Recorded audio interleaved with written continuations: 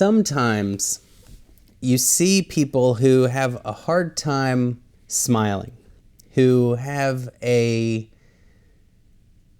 constant worry and stress, and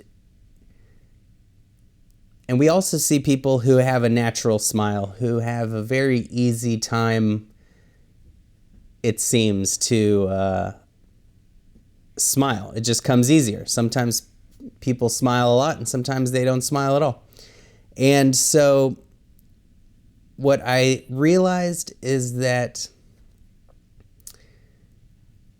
we are always practicing and creating habits. And if we practice gratitude and practice joy and practice always seeing that the universe works itself out without any need for our worries, we can make that a habit. And so instead of looking at something we don't have and worrying about it, we can thank the universe for getting it for us. Even if we don't have it right now, we can smile and relax and practice feeling the gratitude and joy of the universe getting it for us. And it doesn't have to be like a materialistic desire. It can be anything. It can be, we can feel a pain in our body and we can smile and thank the universe for the healing process that has already begun. And it just de-stresses us and it makes us worry less. And that relaxes the body, loosens the body, and we deep breathing just comes naturally. And so it is a self-fulfilling prophecy that when we are calm and relaxed, joyful and grateful, we're confident, we're more energized, we're more likely to achieve things that are scary because we're not worried. We know that everything is going to come out, maybe not the way we envisioned, but we know that even when something bad happens, that the universe will conspire to help us get through that. And so I even came up with this concept that instead of praying for something to happen, thank God or the universe for already starting to make it happen. And it just gives us that joy and gratitude right now, whether or not the thing even comes true. But it's, much more likely to happen when we are not afraid. This is when we really need to start to practice. And because we gravitate to the frequency, the energy that we carry with us. And so if someone is very angry, then they may want to watch a violent movie or watch the news, something where people are yelling at each other. And when someone says something that they don't want to hear, that they may know that they need to hear and need to listen, but they are just not going to be able to resonate with that. And that is when I think that we really need to shut off everything, put the phone down, and start to create some peace and some space in our lives, and to just focus on our breathing. Start there and start making it slower and deeper and longer. Start to just create some peacefulness around it, some space. The space is where the peace is. So when we're always filling our minds with more stuff, it's going to be chaotic and we're going to fill it with the mental junk food. But if we can just slow down the body and the mind and just allow ourselves to focus on what is going on and to slowly start the process of bringing in those positive thoughts. And we can get out of that negative mode. And I think that it just happens when we give ourselves the space. And over time, that will become a habit. That will become a new state of mind.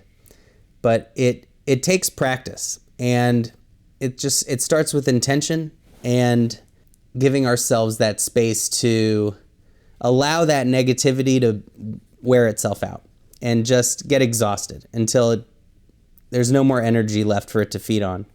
And like a parent or a coach gently encouraging a kid to jump off the high dive, or do something that scares them, we just be our gentle coach and slowly try to pull ourselves out of that space. And it really just starts with dropping in some of those positive thoughts of gratitude, smiling at our gratitudes, and trusting that the universe, this magical, mystical place we live in, is going to support us like it always has. When I start to get into negative thoughts, or when I start to lose myself to worries, and it's tools like realizing that there is no little moment in my life that becomes this source of stress. It's everything is connected. Everything is existing because of everything that came before it. And we are like farmers. We are reaping the fruits that we've planted in the past and that other people have planted in the past. And we are constantly planting seeds that we wish to harvest in the future. And so there's never a moment where we can fail, or that we can never undo a mistake, or where it's too late to try something new. For me, that's been very helpful, to just stay in that present moment and to see how our actions can create a different future. When there is the hatred inside of us, we suffer and we feel like we're getting pleasure from the suffering of others. But that is really just a brief break from hatred. It's not peace and joy. We're even tense when we I'm so glad they're suffering. Like, we lift our shoulders, we tense our fists. It's stress on our body. And it is not the relaxed, peaceful, happy mindset in life that we want. And it's much better than hate. So we think it makes us happy when someone we dislike suffers, or, something bad happens to a celebrity. We all like to gossip and, all that stuff. But that's really going to make us sick. It's going to make us seek out all sorts of pleasure that is unhealthy to deal with that stress.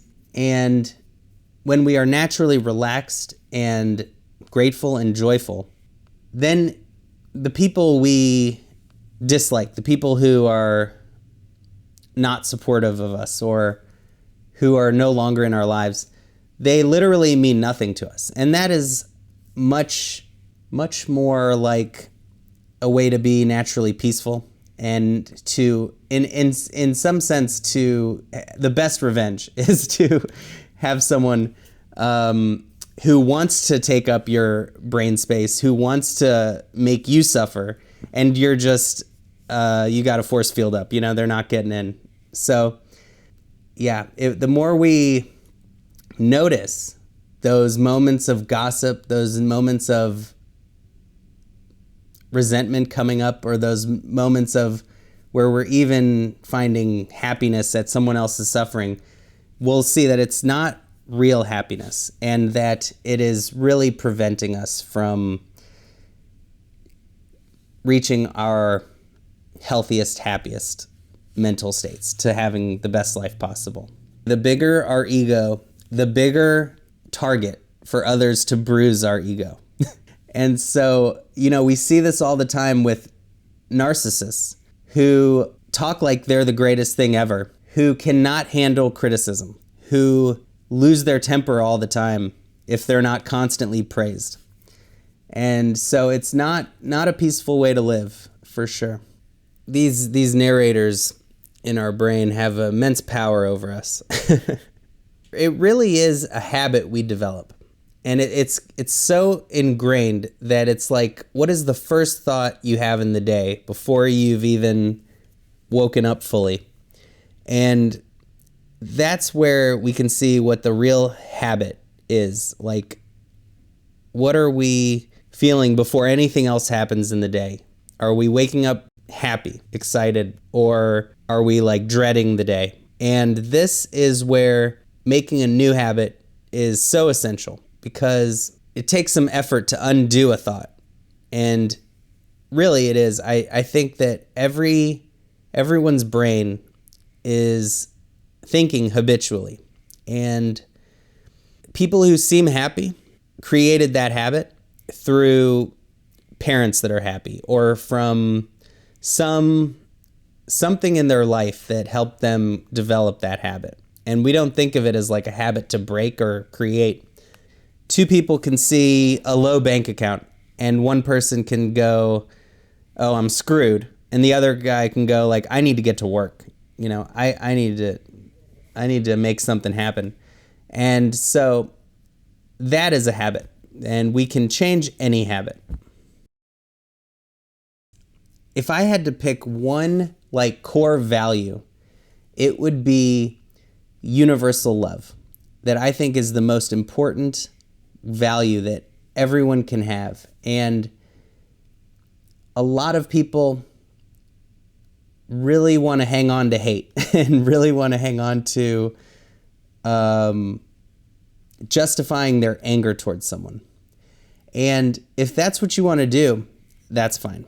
But usually that turns on the person themselves one day, or it turns on a loved one day. And to just make at the top of our mind that I have the intention to love everyone, to love everything, to love every moment. There is just no greater feeling in the world, and there is no greater way to build harmony with everyone around us and to create a pleasant life for ourselves and each other. And so that to me is like the single greatest thing. If we could all agree that that was the ideal to strive for, then we would not have too many problems.